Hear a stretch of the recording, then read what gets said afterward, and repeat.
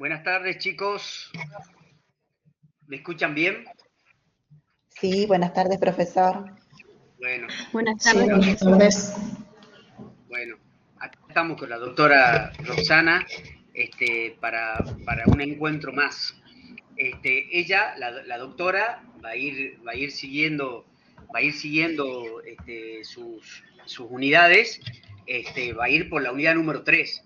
La unidad número 3 es la unidad de Derecho Constitucional Transnacional, que es central en esta materia porque es la que le va a dar el enfoque a todo, ¿sí? Entonces, todas las unidades son importantes, pero la 3 es emblemática, porque de alguna manera le da una perspectiva nueva al derecho internacional y al derecho privado. También Roxana, la profe, le subió el artículo de Mermayer de Carlucci, ¿sí es? Que justamente es un artículo que es muy interesante y que fíjense que en la unidad número 1 habla de la constitucionalización del derecho internacional privado y por eso esa es el foco en el cual le debemos dar, ¿no? La reforma del código. Ustedes ya son chicos que han nacido con el código del Código Civil y Comercial, no con el código anterior, pero ha provocado un cambio y un giro de 180 grados del derecho privado, ¿no? Este, Está bien, bien, bien, Norberto, sí, no todos, pero igual, bueno, y lo que hemos estudiado en el Código de Vélez, nos encontramos ante otro derecho privado. Fíjense, uno de los mandamientos del abogado es que debe estudiar, porque si no cada día será menos abogado. Entonces, el derecho privado hoy es diametralmente distinto al que yo estudié, ¿no? Porque justamente, y justamente en ese artículo, que es parte de la bibliografía, se hace mención a esa circunstancia donde ahora ya, ya no hay un concepto de familia, no hay un concepto, no hay en el Código Civil, sino entra todo dentro de la esfera de libertad de los seres humanos y del concepto que tengan cada uno. Pónganse a pensar que el código de Vélez, fíjense, se crea en la época donde solamente concibe el matrimonio religioso, ¿sí? Entonces había ahí una discordancia, puesto que mientras la Constitución invitaba a todos los seres humanos de buena voluntad del mundo que quieran habitar el suelo argentino, por otra parte el Código Civil de Vélez Sarsfield solo regulaba para algunos, ¿no es cierto? Para los católicos. Entonces, a partir de ahí hubo que irlo ayornando el código y actualizándolo, para que contemple a todas las personas.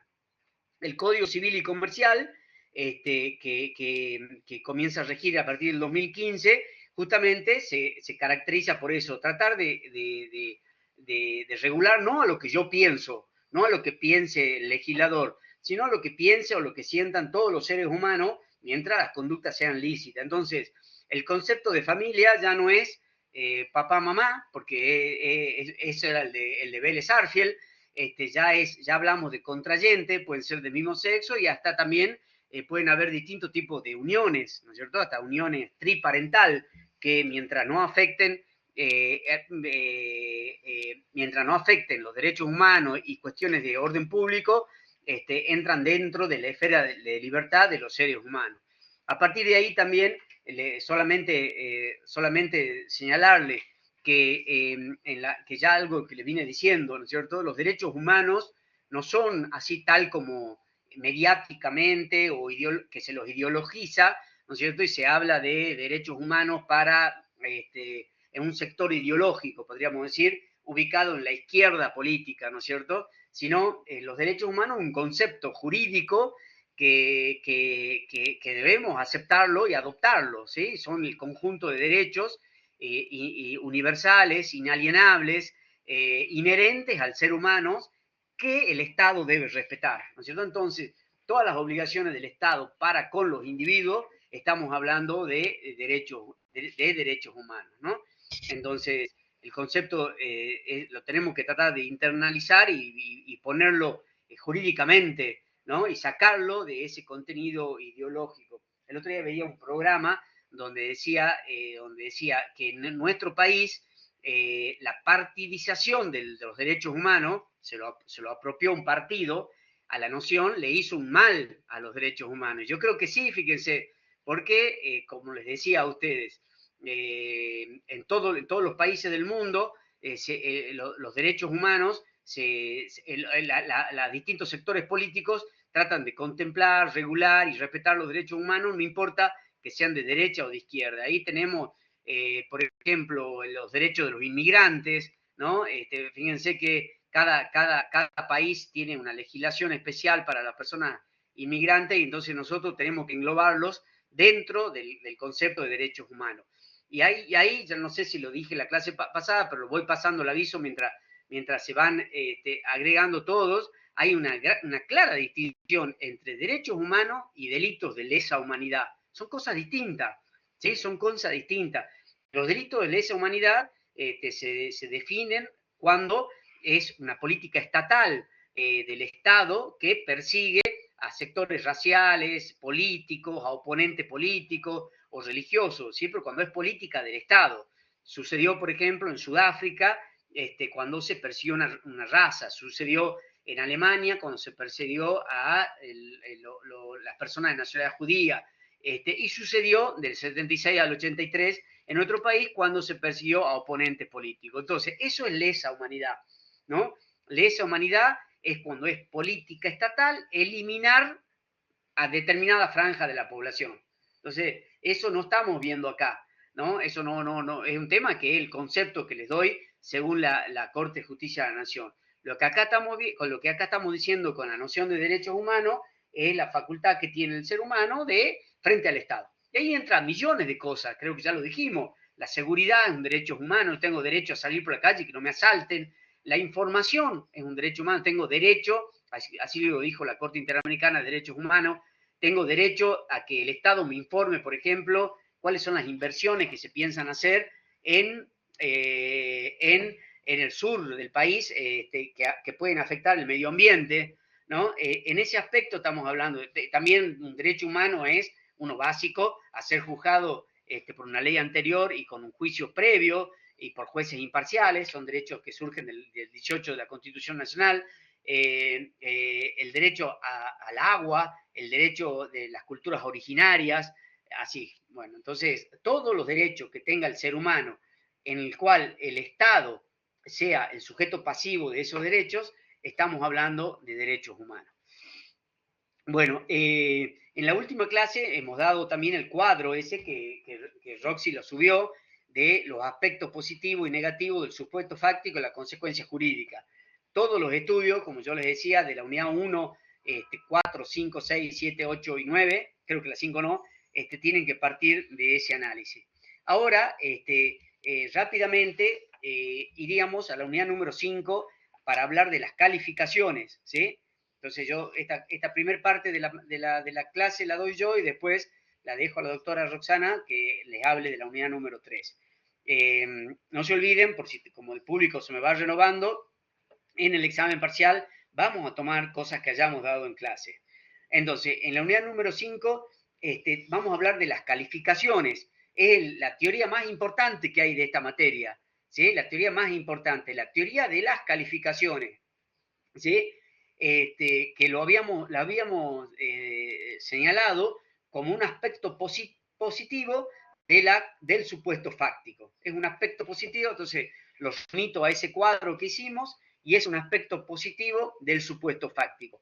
¿Qué es la calificación? ¿No es cierto? La calificación es encuadrar el supuesto fáctico o la relación jurídica dentro de una institución del derecho, dentro de una de las instituciones del derecho que nosotros conozcamos, ¿sí? ¿Está bien? Fíjense, estaba leyendo, ¿no? Acá una definición que tenía, es traducir a un mismo lenguaje jurídico, ¿no es cierto?, los distintos supuestos o enunciados que existan en una relación jurídica. Es encasillar, es definir, es clasificar, ¿sí? También podríamos decir, una definición que me gusta, es determinar la naturaleza jurídica de la relación jurídica. Es decir, ¿ante qué relación jurídica estoy? ¿Se acuerdan? Un poco lo mencionábamos en las primeras clases.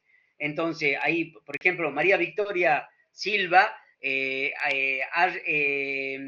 una, la nombré y se me borró. No, Bueno, bueno. Bueno, entonces realizaste un contrato, supongamos que te fuiste a Punta Cana y realizaste un contrato de esos de tiempo compartido en el cual te ofrecen servicios turísticos. ¿No es cierto? Bueno, y resulta que no te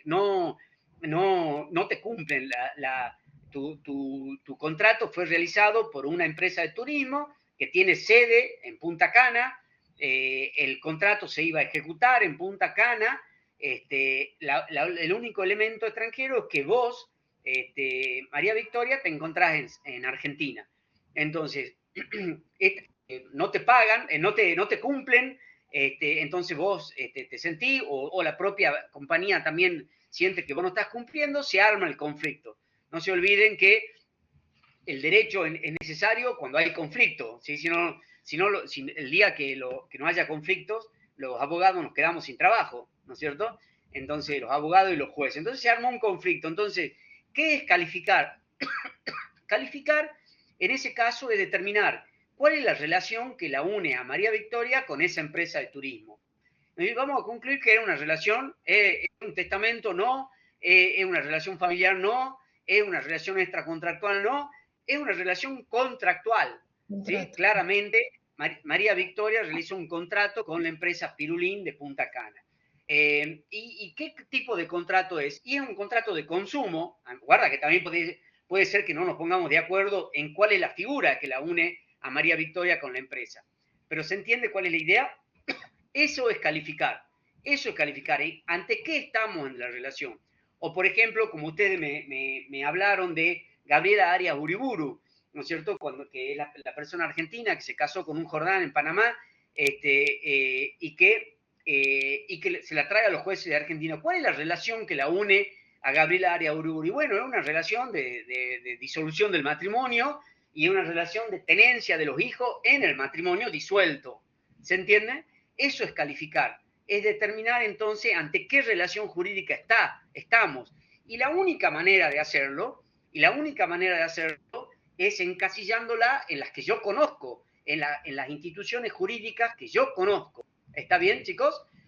Otro ejemplo, Gómez, que está en el libro, que he mencionado en el libro, la sucesión de Gómez, Carlos Luis, ¿sí? Que él está en el libro de Rapalini. Él muere en Estados Unidos y hace un testamento en Estados Unidos en el cual le deja los bienes a un heredero que tenía en Estados Unidos y a los que tenía en Argentina no le deja nada de lo que había en Estados Unidos. Entonces, ¿cuál es tengo que calificar esa relación y la calificación va a ser, es un testamento, estoy ante la validez de un testamento. ¿Es válido el testamento? O otra manera de calificar sería, ¿cuáles son los herederos de Gómez? U otra manera de calificar sería, ¿cuál es el domicilio de Gómez? ¿Se va entendiendo? Entonces, es encasillar, encuadrar cada uno de los conceptos en las relaciones que yo conozco. Las teorías de las calificaciones nacen del estudio de la relación jurídica. No se olviden, la persona que no me hable de relación jurídica no va a aprobar esta materia, porque eso es lo que dice Savigny, ¿no es cierto? Que acá la clave es determinar cuál es la naturaleza de la relación jurídica. Yo tenía que determinar qué la une a María Victoria con la empresa de turismo y dijimos que era un contrato de consumo. Eso es calificar. ¿Sí? Y esa es la relación jurídica. ¿Cuál es la relación jurídica? María Victoria, contratante, la empresa de turismo, otra contratante, y el objeto era un tiempo compartido. Entonces, según yo, fíjense chicos, que según fuera la calificación, va a ser la solución también. Entonces, no es una tarea menor. Entonces, en primer lugar, se origina en Savigny.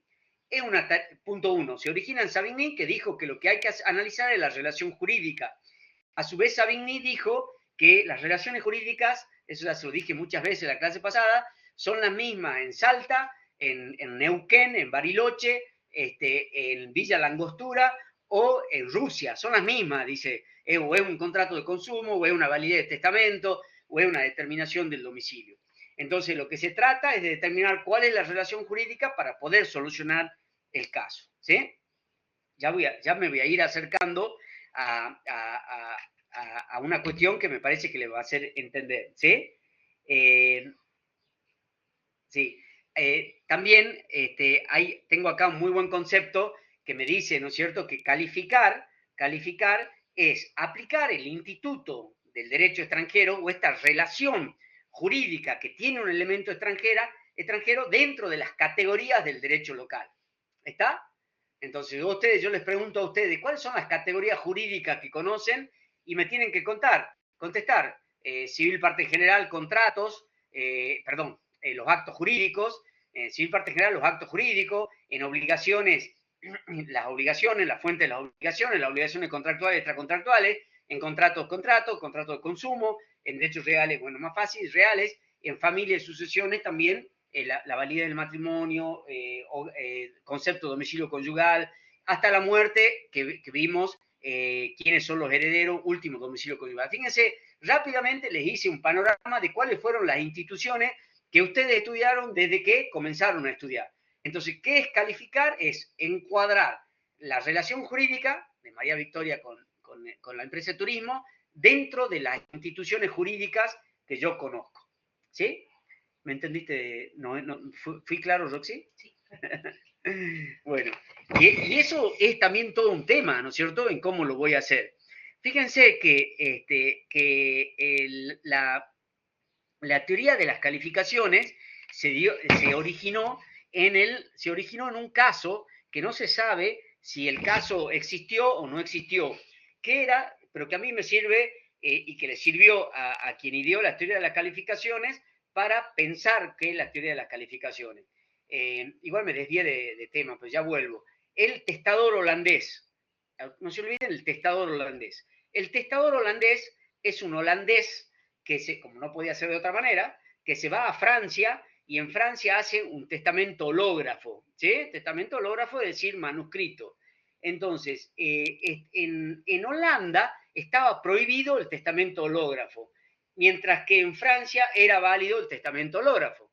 ¿Me siguen? Entonces el holandés se va a Francia y hace un testamento hológrafo y deja los bienes a determinada persona. Entonces, ahí se me suscita un problema de calificación. ¿Ante qué estoy?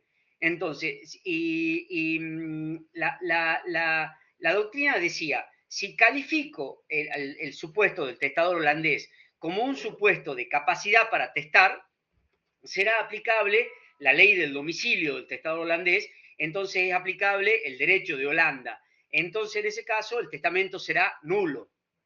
En cambio, si digo estoy ante un problema de forma de los actos jurídicos, se aplica el derecho francés y por lo tanto que sí admite el testamento hológrafo, por lo tanto el testamento es válido. ¿Se entiende, chicos? Entonces, fíjense, el testador holandés es una figura, un caso, que los mismos libros dicen que no se saben que si existió. Ah, buenísimo, buenísimo, Sergio Ezequiel, me tranquilizás, porque al no tener vuelta yo por ahí me pongo reiterativo pensando que no estoy siendo claro. Entonces, fue un caso, no importa si existió o no existió. Para mí no existió, fue creado para explicar el origen de la teoría de las calificaciones. Entonces, si yo califico de una manera, ¿no es cierto?, tendré una solución distinta a que si califico de otra. ¿Está bien? Fíjense, si califico, estoy ante un tema de capacidad para testar, es aplicable la ley del domicilio que era Holanda, y por lo tanto entonces el testamento es nulo y no existe. En cambio, si digo estoy ante un tema de forma de los actos jurídicos, se aplica la ley del lugar de celebración, en Francia sí se puede testar de manera hológrafo, el testamento es válido. ¿Está? Bueno, lo mismo nos sucedería con la sucesión de Gómez. ¿Se acuerdan que Gómez en el 2001 se va a Estados Unidos y en Estados Unidos hace un testamento en el cual le deja los bienes a nombre de su hijo Yankee y desheredándolo, no desheredándolo, no dejándole bienes a los hijos que tenía acá en la Argentina? Entonces, ¿qué es lo que había que calificar en el caso de Gómez? Dos cosas. En primer lugar, estoy ante una cuestión de sucesión. ¿Quiénes son los herederos de Gómez? Hasta ahí era fácil. Pero la segunda cuestión que debía calificar ahí, ¿cuál era el domicilio de Gómez? Entonces tengo que ir al concepto de domicilio, ¿no es cierto? Y el concepto de domicilio puede variar de un país a otro. ¿Y qué hizo el tribunal? Calificó de acuerdo al domicilio, calificó de acuerdo al derecho que conoce y estableció, Gómez se fue en el 2001, puso un restaurante allá, lo cual quiere decir que de la circunstancia del caso me llevan a presumir que Gómez tenía la intención ya de vivir en Estados Unidos, que el domicilio de Gómez era Estados Unidos, porque el artículo 89 en ese momento del Código de Vélez-Sarsfield establece que era el domicilio real. ¿Está bien? Entonces, es doble calificación. Tengo que resolver un aspecto sucesorio. Y la segunda cuestión, ¿cuál era el domicilio de Gómez? ¿Sí? Entonces, según yo califique, va a ser la solución. Como se calificó que el domicilio de Gómez era Estados Unidos, el testamento fue válido. ¿Está? Entonces, ¿cuáles son las leyes? ¿Con qué? Ahí los libros hablan de muchas teorías. A nosotros nos conformamos con que vean 3 teorías para calificar, porque también ese es el otro problema. ¿Con qué voy a calificar? Porque según el derecho que yo califique, me va a ser la solución, ¿no es cierto? Entonces, la primera postura es la Lex Civil Fori. Siempre que vean Lex Civil Fori en el libro, es la ley del territorio, la ley que yo conozco, es mi ley argentina, ¿se entiende? Entonces, voy a calificar con la Lex Fori, ¿sí? Supónganse que con la profesora trabajamos juntos y tenemos que solucionar el caso y tenemos que solucionar el caso de Gómez y vamos a calificar con la ley que conocemos, ¿no es cierto? Que es el Código Civil. La segunda de las posturas es la Lex Civilis Causae. Esta postula que se califique con la ley del lugar donde se originó la relación, ¿no es cierto? Por ejemplo, en el caso de Gómez sería califiquemos con la ley Yankee, ¿sí? ¿Ante qué estamos? ¿Sí? Porque tenemos que respetar el elemento extranjero. Y una tercera postura, que es una teoría ecléctica, que señala que debe calificarse, que debe buscarse, debe calificarse según el caso y buscando la justicia del caso. ¿Está bien? No sigue ni la una ni la otra. Acá yo les pregunto a ustedes, no, porque no hay una solución, pero sí cuál es la que los tribunales argentinos utilizan. ¿Con cuál lex calificarían ustedes? Escríbanme ahí la solución mientras yo tomo agua. ¿Con la lex fori, la lex causae o la ecléctica?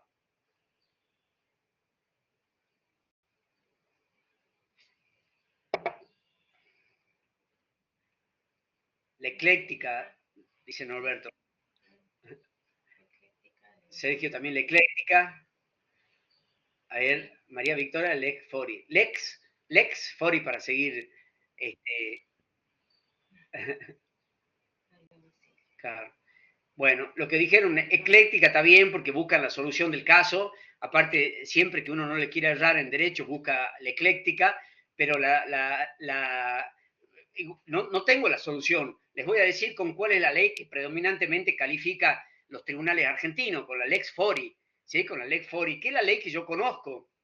Cualquiera de nosotros que seamos jueces de una relación terminaríamos calificando con la Lex Fori, Lex Civile Fori. Entonces yo diría, María Victoria celebró un contrato con la agencia de turismo de Punta Cana, es un contrato. Estamos ante un contrato. ¿Es un contrato normal?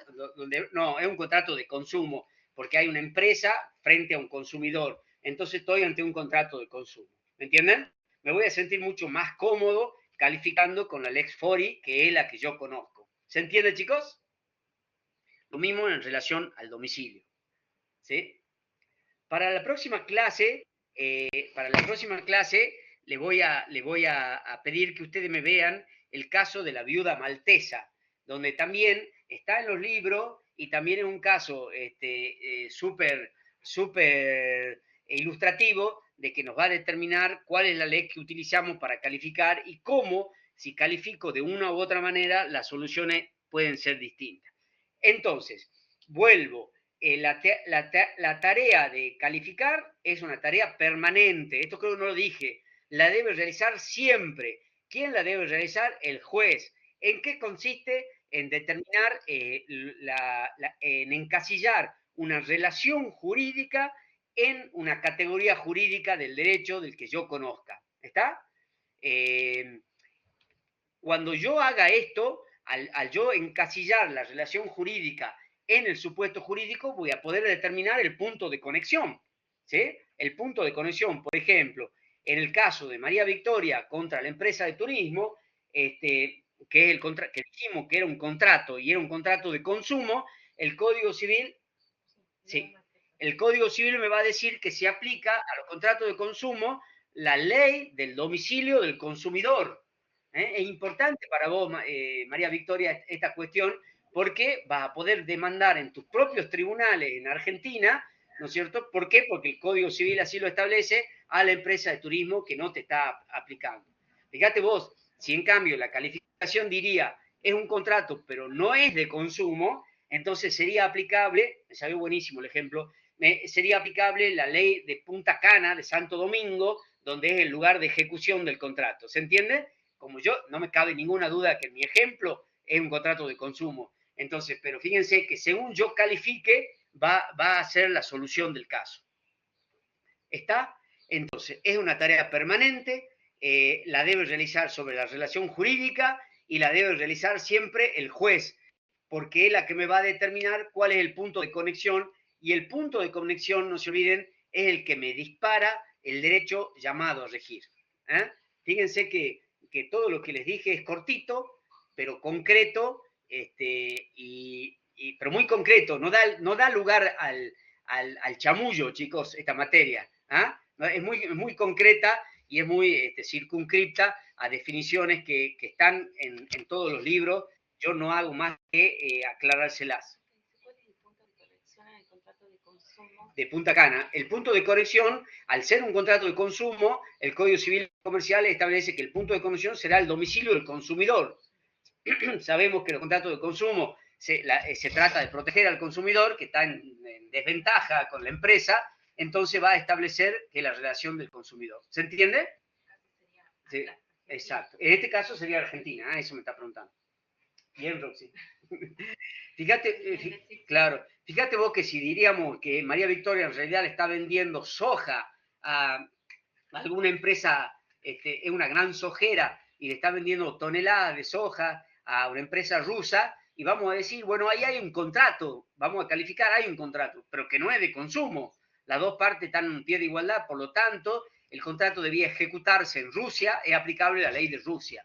¿Se entiende? O sea, según yo califique, me va a dar, el punto de conexión y me va a disparar el derecho llamado a regir. ¿Está? Bueno, ahora lo dejo con la profesora para que vaya desarrollando la unidad número 3.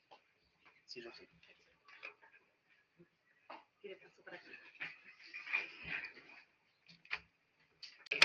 Bueno, muchas gracias. Ahí está. Bárbaro. Sí, continuando con lo que habíamos visto en la clase pasada, un poco ya el doctor les dio el concepto de derechos humanos. Ahí en el libro de Rapalini tienen el concepto de derechos humanos que está en el preámbulo de la Convención Americana sobre los derechos humanos, que dice que son derechos esenciales al hombre, que no nacen del hecho de ser nacional de un determinado estado, sino que tienen como fundamento los atributos de la persona humana, razón por la cual justifican una protección internacional de naturaleza convencional, coadyuvante o complementaria de la que ofrece el derecho interno de los Estados americanos. En la clase pasada, en la que tuvimos el encuentro, estuvimos hablando de cómo se fue recepcionando en el derecho argentino y en la Constitución Nacional específicamente, en los tratados de derechos internacionales, y cómo ha sido recepcionado tanto por la jurisprudencia y luego, ¿no es cierto?, que motivó también la reforma de la Constitución en el año 94.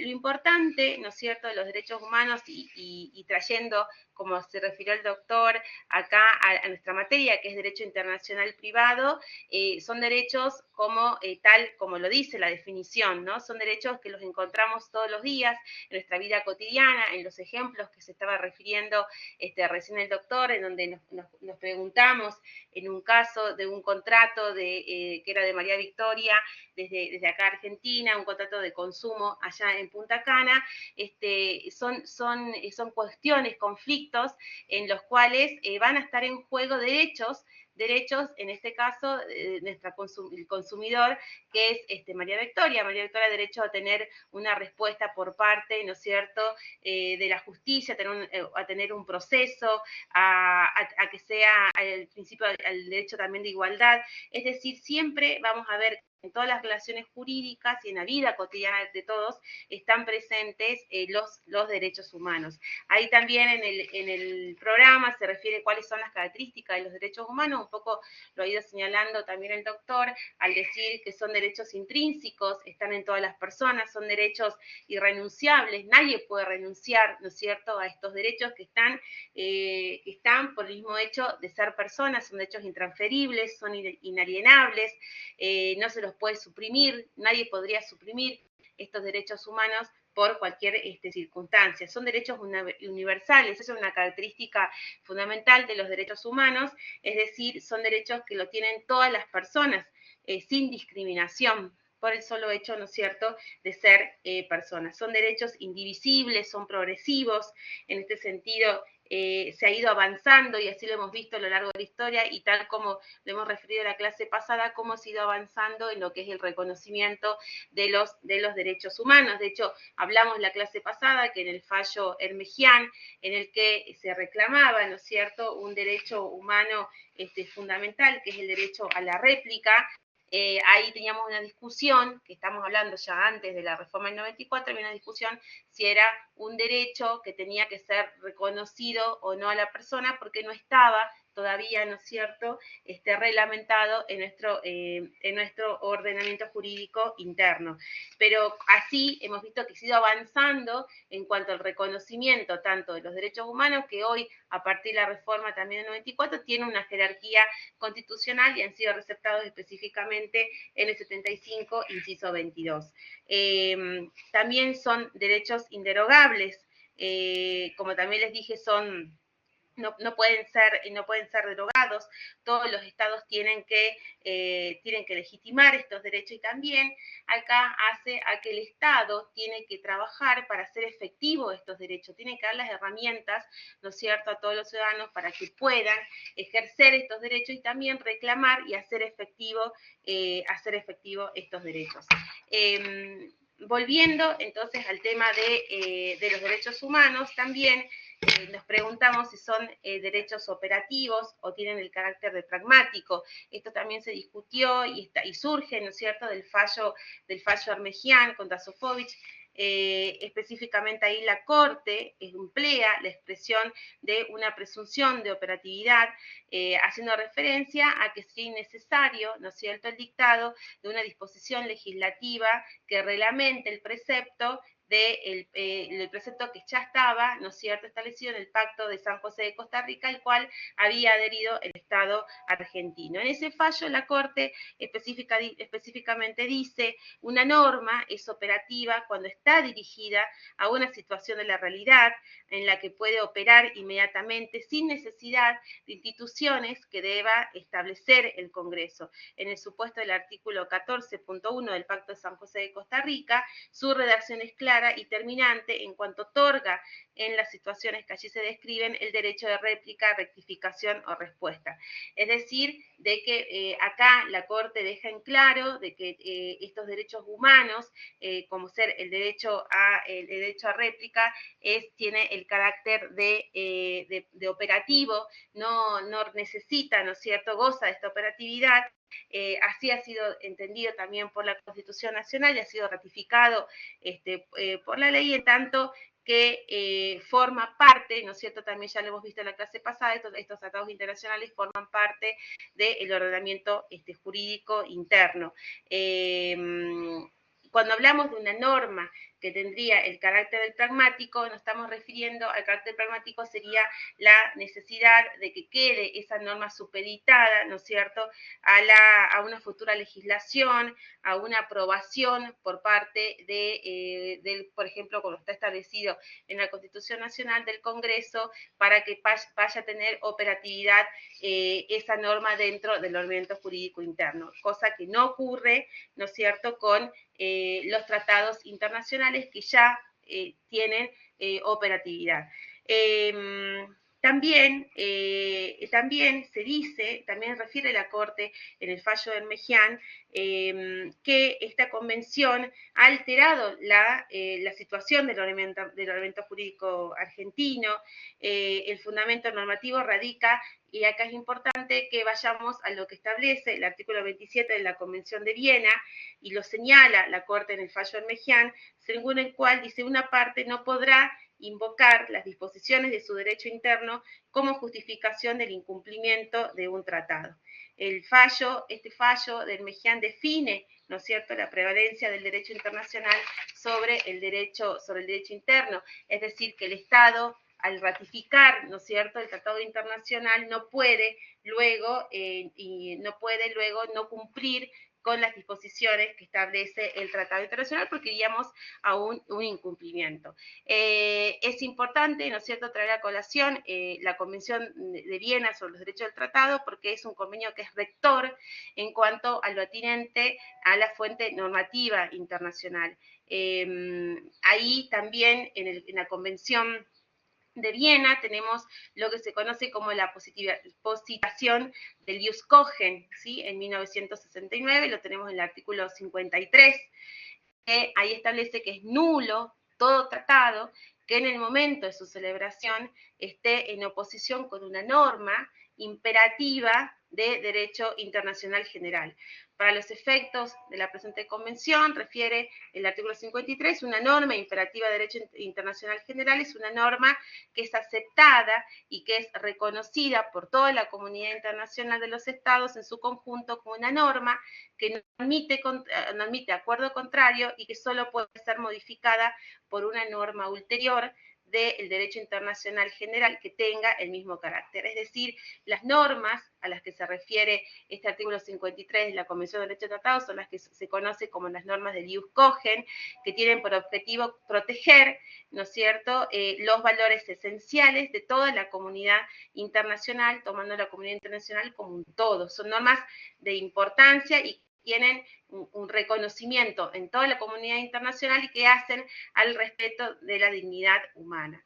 En el artículo 26, también de la Convención de Viena sobre los derechos de tratados, dice que todo tratado en vigor obliga a las partes y debe ser cumplido por ellos en buena fe. Establece el principio conocido como el Pacta Sunt Servanda, y también el 27, que una parte no podrá invocar las disposiciones de su derecho interno como justificación del incumplimiento de un tratado. Y acá miren lo que estuvimos hablando la clase pasada también, que dijimos que lo íbamos a profundizar en esta clase, que son las dos posiciones que se presentan en relación a la jerarquía que detentan los tratados internacionales dentro de la normativa interna de un Estado, que son las posiciones monistas y las posiciones dualistas. Para los monistas, el derecho interno se encuentra ligado a lo que es el derecho internacional, está conformado como un sistema de integración jurídica, de manera que es único, estamos hablando de un solo sistema, único, coherente y jerárquico.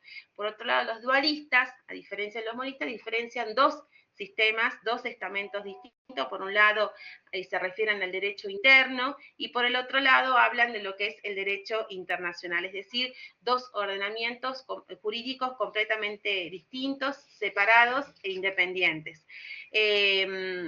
Para los dualistas, para que una norma de derecho internacional, ¿no es cierto?, que sea de fuente internacional, pueda ser invocada y aplicada dentro del ordenamiento jurídico interno de un país, va a ser necesario por parte del Estado la realización de un acto de receptación o de incorporación específico de esa norma al ordenamiento jurídico interno, que modifique de tal forma la naturaleza jurídica de esa norma, es decir, de ser de fuente internacional a ya estar incorporada dentro del ordenamiento jurídico interno. Implica la necesidad de dictar una ley posterior del Congreso para incorporar y dar vigencia, ¿no es cierto?, a ese derecho de fuente convencional internacional.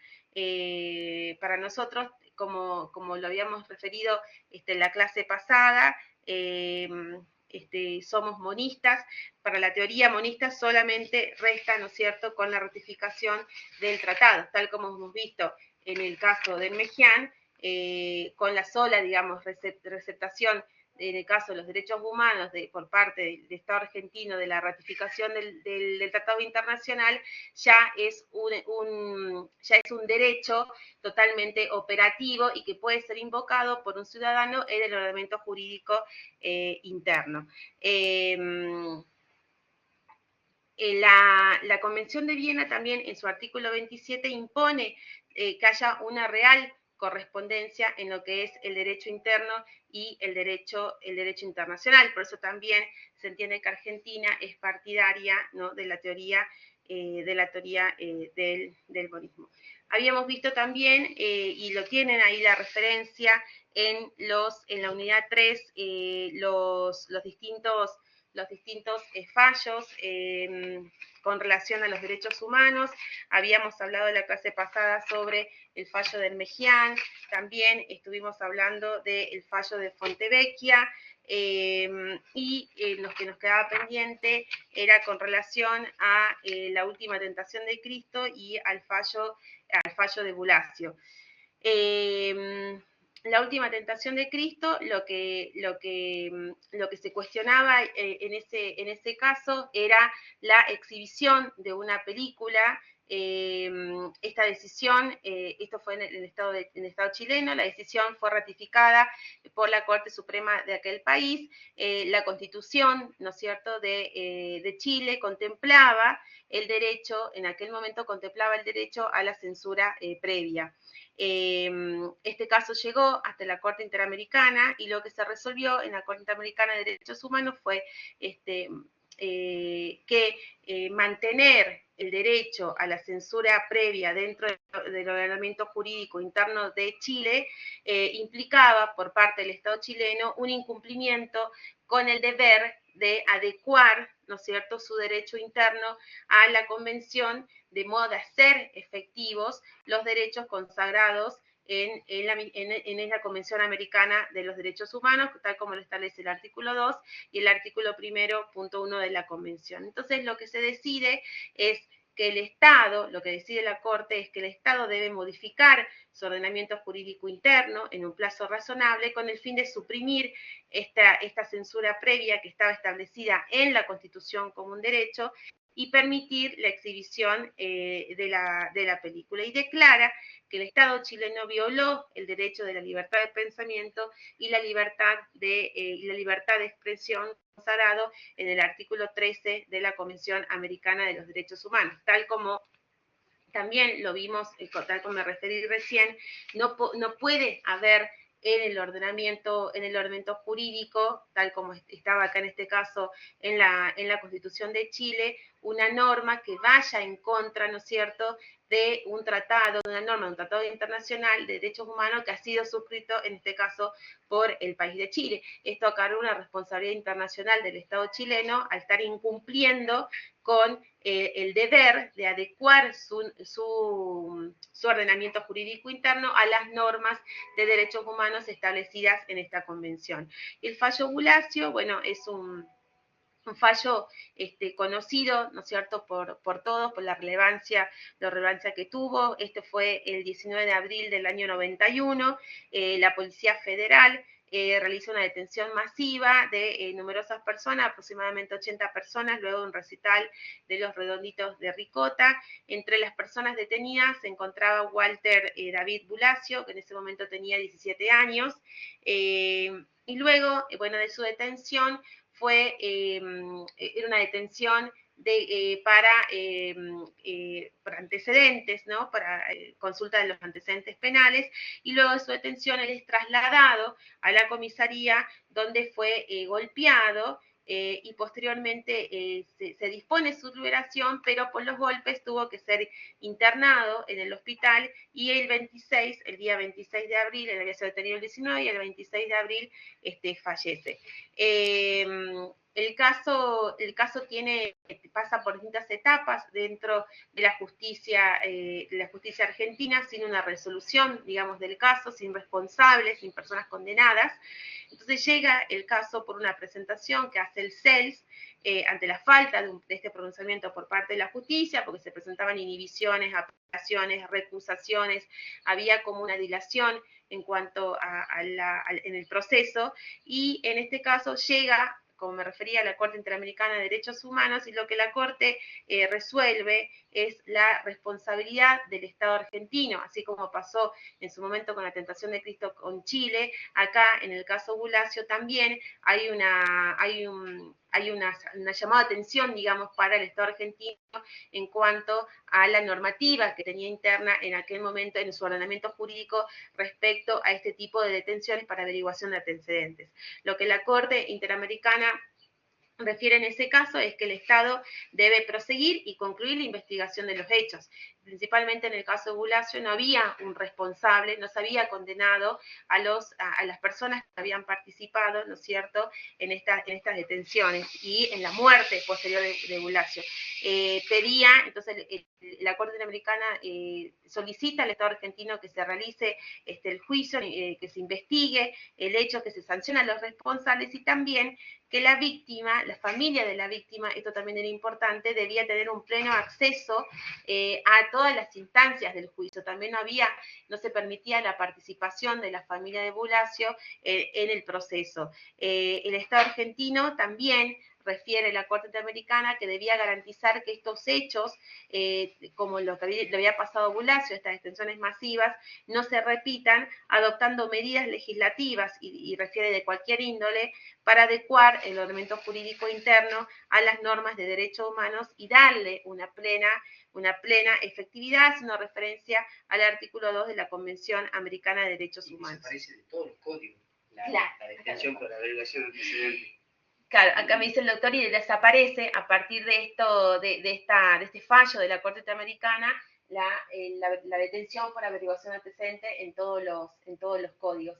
Y esta práctica que tenían las comisarías, sí, esta práctica que había en la comisaría, que posibilitaba, ¿no es cierto?, estas detenciones masivas. Sin la comisión de un delito, posibilitaba una detención y llevar a una persona, ¿no es cierto?, privada de su libertad a una comisaría y tenerla sin ningún tipo de comunicación, incomunicado, y luego liberarla, pero sin la comunicación de un delito. Y también acá, también la Corte Interamericana obliga al Estado argentino a publicar la resolución de esta sentencia, es decir, adecuar el ordenamiento jurídico interno a lo resuelto, a este pronunciamiento, y también a publicar la sentencia que sea conocida por todos, y también a pagar, establece que se debe pagar una indemnización en concepto de daño a la familia de Bulacio. También es relevante esto de poderle dar a la familia de Bulacio como afectados, ¿no es cierto?, y como víctima de lo que había, de la muerte de Bulacio,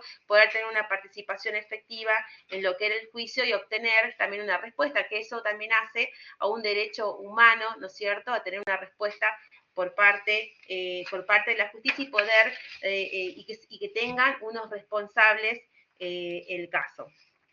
Ahí ya con eso, chicos, terminaríamos lo que es la unidad 3. ¿Usted le quiere decir algo? No. Sí. Ya queda lista, ¿no es cierto? La 1, sí, la 2, la 3. La 2, ¿qué historia la vayan viendo ellos? La 2, me dice el doctor, la 2, tal como ya lo dijimos en la clase pasada, lo vayan viendo ustedes de lo que es el libro de Rapalini. Con lo que dimos hoy, ya terminaríamos la unidad 3. Ya avanzó el doctor en lo que es la unidad 4, así que cualquier duda, bueno, quedamos a disposición. Yo subí el artículo de Kemmeyer, de Carlucci, también subimos el cuadro al que se refirió el doctor, que está al final, el cuadro de Rapalini, que está al final de la unidad 4, así que bueno, quedamos entonces a disposición cualquier consulta. Muchas gracias. Gracias, profesora. Gracias, hasta luego. Muchas gracias, nos vemos la próxima.